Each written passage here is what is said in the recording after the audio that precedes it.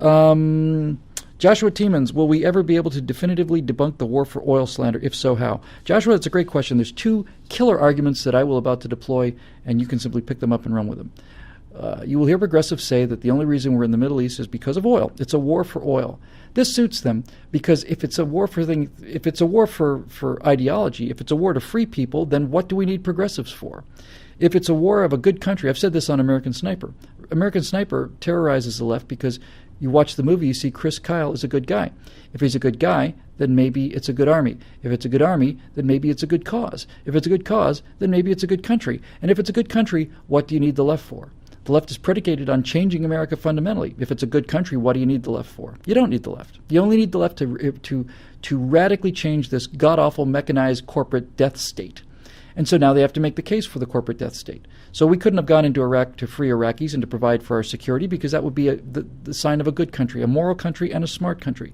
No, it has to be about a commodity, and oil is good because oil is black and greasy. And even though the machines that they're using to write their little articles about how awful the war for oil is are powered by oil, because most electricity in the country is, and certainly the car that you use to go down to the Starbucks and bitch about the war for oil is running on oil, put all that aside for a minute. There are two airtight arguments that what happened in Iraq is not a war for oil. The first one is this.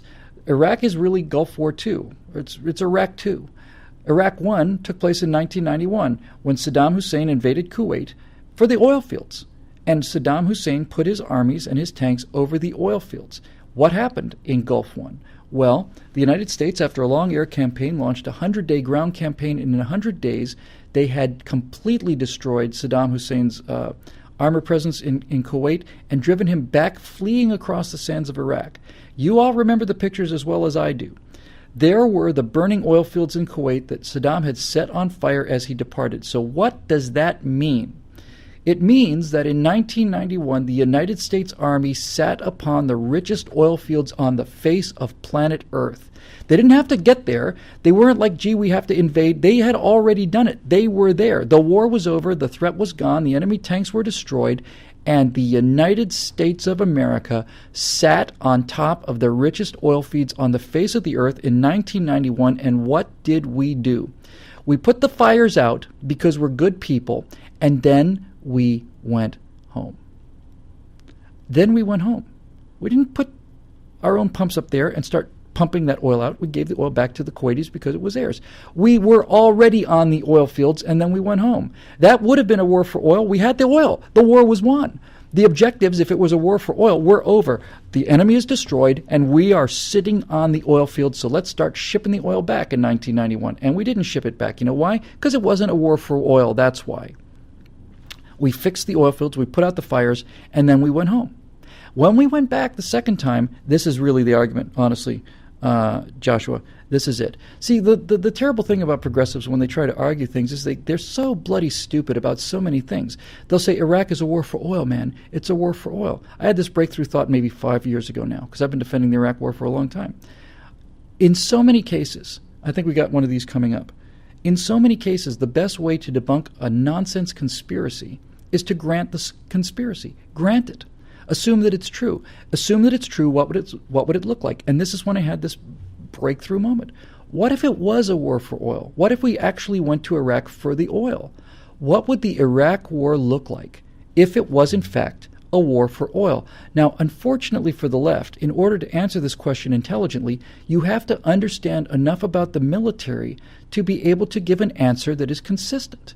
If you understand enough about the military, you're asking a question about war, you have to understand the basics about how the military works in order to intelligently answer that. So let's intelligently answer what a war for oil looks like.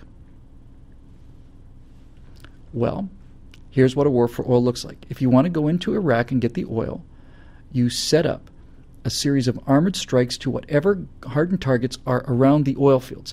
You would go in with a great deal of air power. Any existing hardened targets like tanks or in place positions would be destroyed from the air. They'd never get to see the soldiers on the ground.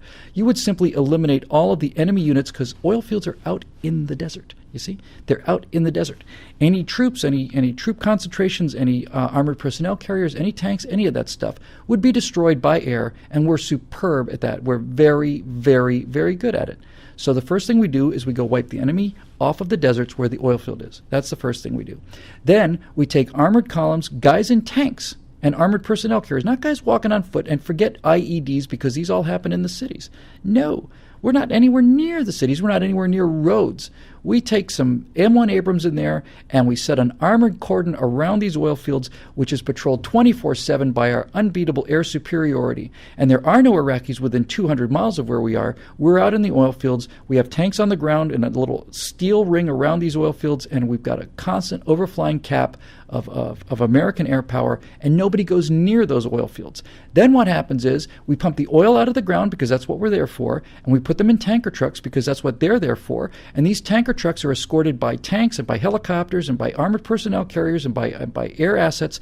And these oil convoys run from the oil fields to Basra, and that's all they do. And they just run along this one line, which is projected out 50, 60-mile exclusion zone. If a rabbit moves within that 50 miles, we just turn it into pink goo, and we take the oil from the oil fields directly to Basra, where they are loaded onto American oil tankers, and they are sailed out of the Gulf under escort by American destroyers and American aircraft carriers. And that's what a war for oil looks like. And you know how many casualties we take in our war for oil? You could make a pretty compelling case we don't take any, but I bet you it's less than 100 top case. You send in our Air Force to destroy their armor. You send in our air assets to destroy whatever units are on the ground. You put armored units in there to make sure nobody comes after us with a rock or a machine gun or whatever the case may be. And we simply take the oil out of the ground, put it in trucks, run it to the port, put it in tankers, and sail it out of there. And we get free oil here in America. Now, the only problem with this is that it didn't happen. And none of it happened. None of it happened. We didn't have the oil field secured. We didn't. And all of our casualties didn't happen fighting to gain control of the oil fields. All of our casualties in Iraq happened because we had soldiers who were trying to open schools, and we had soldiers who were trying to keep hospitals going. We had soldiers who were trying to return entire cities to their inhabitants. We had soldiers who were fighting for neighborhoods. We lose guys in IED explosions who were patrolling cities trying to keep the bad guys away from the civilians. And we have thousands of pictures of American soldiers standing in front of Iraqi children and protecting them from the fire from Al-Qaeda and the rest of these insurgents. That's how we lose 4,000 guys. Not out in an oil field, protecting women and children in cities. That's how we lose 4,000 guys against an insurgency to return the cities to their population. It's not a war for oil because that's not what a war for oil looks like. A war for oil is a very simple, clean, perfect military objective. It's nothing to it. We could have been doing it we could have had that done in 3 weeks, and we could have been doing it every single day and not lost a single guy except to a training accident, or maybe a guy gets run over by one of our oil trucks because he wasn't paying attention when he crossed the street. Right? That's what a war for oil looks like. So the great way you answer these progressive lies is assume that the lie is true. If it's a war for oil, what does it look like? That's what it looks like. But it didn't look like that. And it didn't look like that because it didn't happen.